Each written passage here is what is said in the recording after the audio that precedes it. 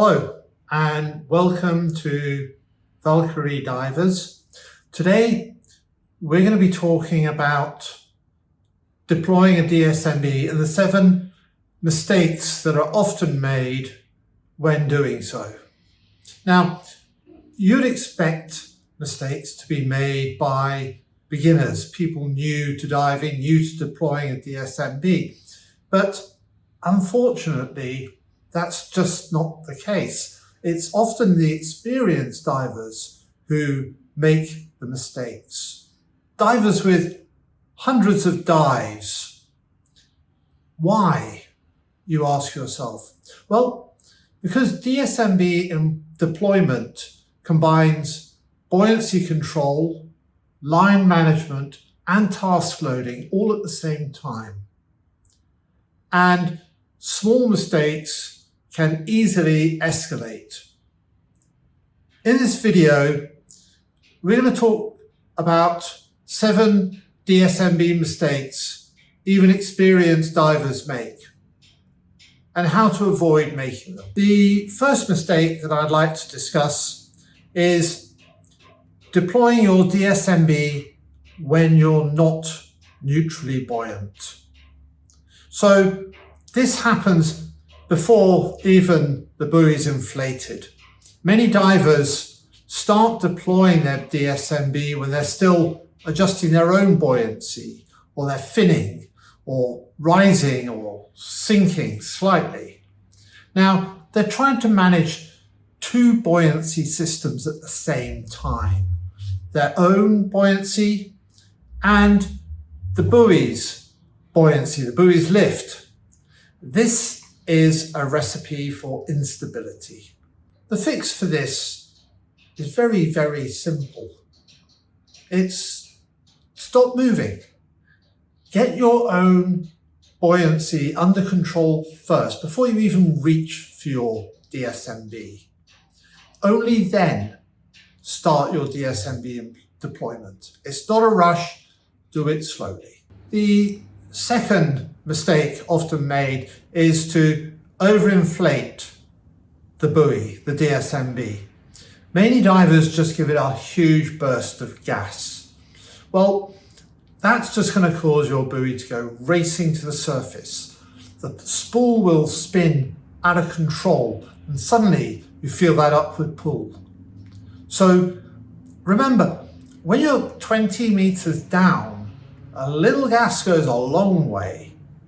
So think about putting less gas in, not more. When putting gas into a buoy, just put a little bit in.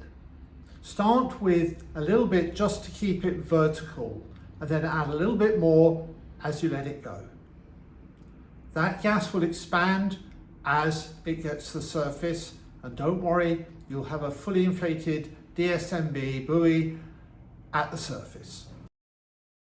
The third mistake commonly made is wrapping the line around your hand or your finger. This mistake can turn disastrous very quickly. Divers sometimes wrap their line around their hand or their finger to add control.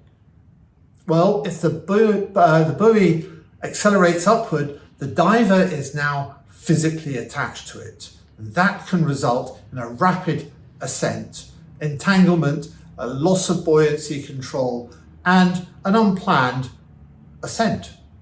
The fix for this is also very simple. Never wrap the line around you or any part of you or your equipment. Hold the spool lightly, so if something goes wrong, you can let go of the spool immediately without getting taken to the surface along with the buoy. The fourth mistake is to let the spool spin uncontrollably. The finger spool looks simple, and it is, but if you let it spin freely, the line can cross over itself, and that's how the spool can lock up. And if it locks up, again, it's not going to spin, it's just going to go up and take it with you.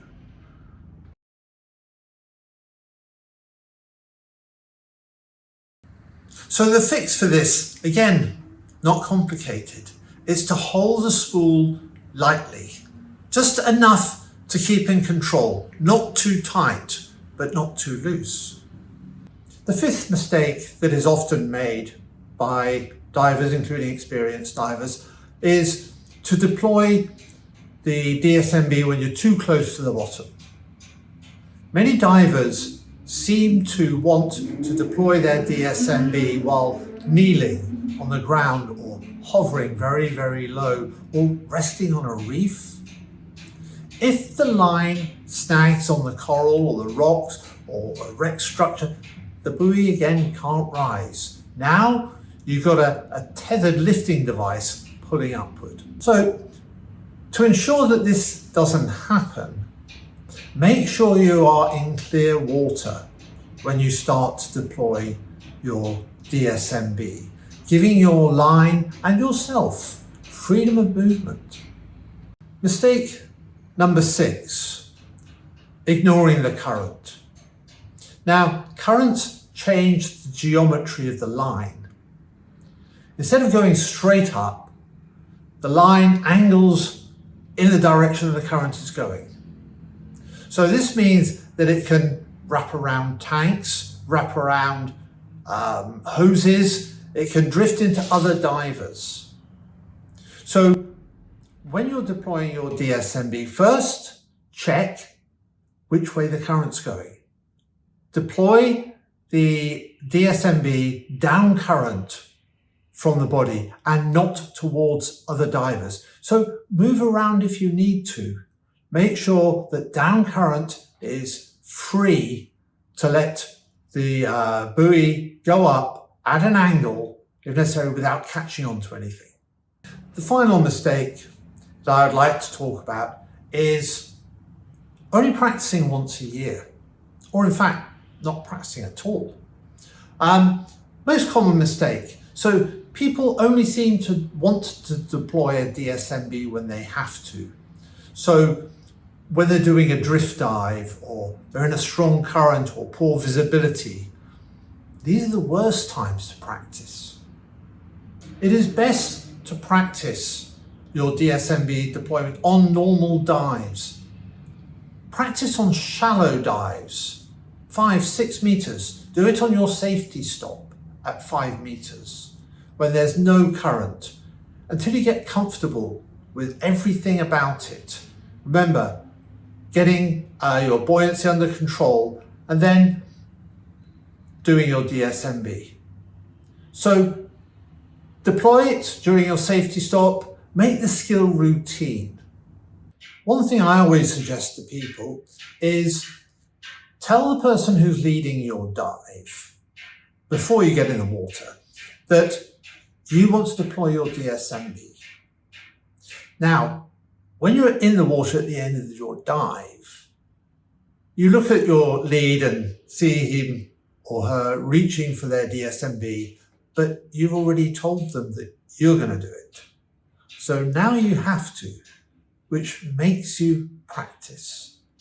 Because it's very easy to say, oh yeah, the lead will do it. I'll do it next time. But if you tell them beforehand that that's what you want to do, they'll look to you to deploy the DSMB, even if they want to do it themselves as well. That way you get practice. So final thoughts.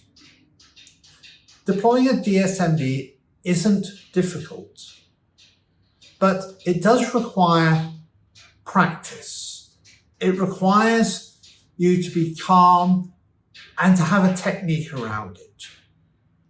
In fact, the best DSMB deployments are actually boring. And boring is good. The buoy rises slowly, the line plays out slowly, it doesn't snag on anybody. No one really knows anything happening. That is a good DSMB deployment. So thank you for watching. If you found this video helpful, useful, please subscribe for more practical diving skills and safety breakdowns. And remember, the safest divers aren't the ones who rush through this.